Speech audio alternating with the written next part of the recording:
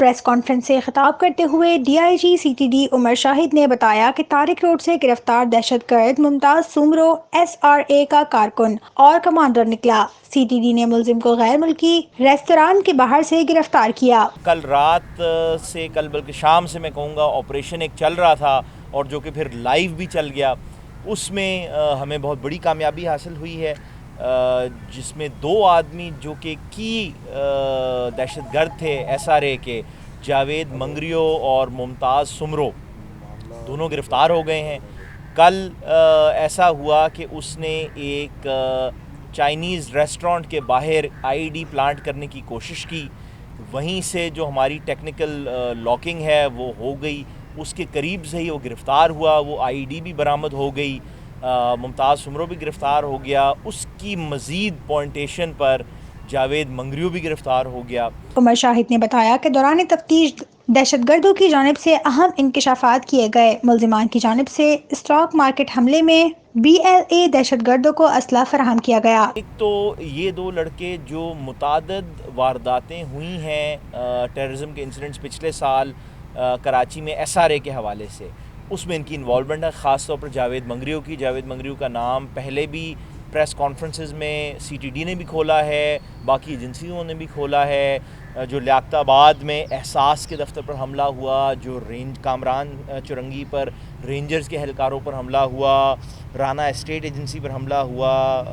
گلشن اقبال میں الکرم بیت المکرم مسجد کے قریب رینجرز پر گرینیڈ حملہ ہوا، یہ جو متعدد ایک چین چلتی آ رہی ہے، وہ تقریباً ان ساری وارداتوں میں جاوید منگریو خود وہاں تھا۔ اس کے ساتھ ساتھ جو ممتاز سمرو ہے، اس نے یہ جو بوم ہے وہ بنایا تھا، جو کل رات والی واردات کا بھی بنایا تھا، اور اس میں جو مزید دلچسپ بات یہ ہے کہ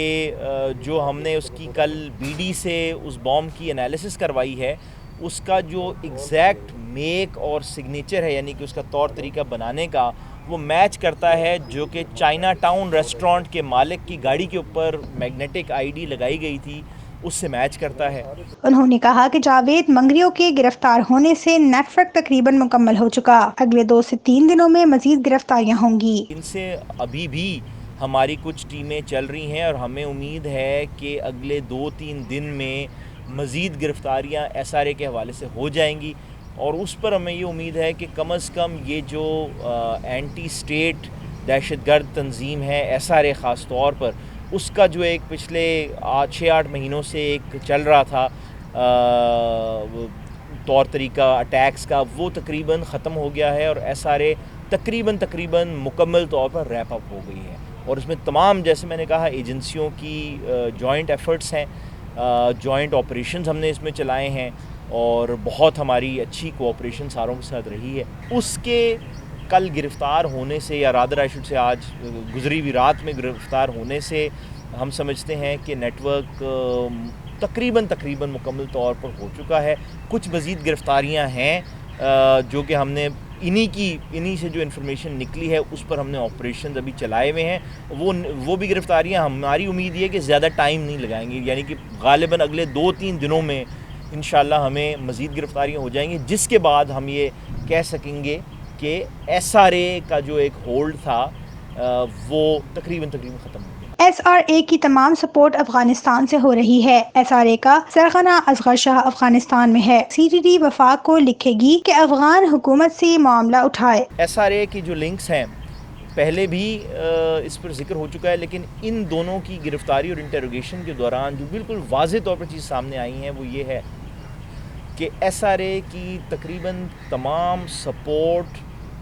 چاہے وہ مالی ہو، چاہے وہ ٹریننگ یا اس طرح کے بام میکنگ کے حوالے سے ہو، وہ افغانستان سے ہو رہی ہے۔ ایس آر اے کی جو لیڈرشپ ہے، جو ان کا مین سرگنا ہے اصغر شاہ،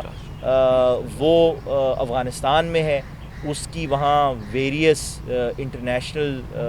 جو انٹیلیجنس ایجنسیز ہیں ان سے اس کا رابطہ ہے، وہ اس کو یہ مالی سپورٹ بھی دیتے ہیں اور اس قسم کی تربیت بھی اس کے لوگوں کو دے رہے ہیں۔ یہ لڑکا ہے سمرو، یہ خود افغانستان گیا تھا وہ تربیت لینے۔ پوری چین اسٹیبلش ہو رہی ہے جس میں فارن ایجنسیز کا بھی بڑا نمایاں رول ہے. جاوید منگریو تھا, جب ہم نے اس سے بات چیت کی تو اس کی بہت جو شروع کی وارداتیں ہیں 2018-19 کی, ان میں MQM کے لیے وال چاکنگ کرنا بھی اس میں شامل ہے. تو یہ جو ہم کہتے تھے نا کہ ایک نیکسس بنتا جا رہا ہے ان ساری جماعتوں کا اور ان کا کنٹرول کہیں باہر سے ہے, وہ یہ چیزیں اب ان کے ثبوت اور شواہد آگے آگے نکلتے جا رہے ہیں. آپ کی جو رہا یہ سوال اس کا اصغر شاہ کا کہ اس کے خلاف کوئی انٹرنیشنل لیول پر, تو ظاہر بات ہے پہلے بھی ہم نے جو بھی اس طرح کے کیسز سامنے آئے ہیں ان میں یہ چیزیں موو کی ہیں, اور اس کیس میں بھی CTD جو ہے وہ منسٹری فارن افیئرز اور حکومت کے ذریعے وفاقی حکومت کو لکھے گی کہ وہ آگے اس کو ٹیک اپ کریں افغان حکومت کے ساتھ.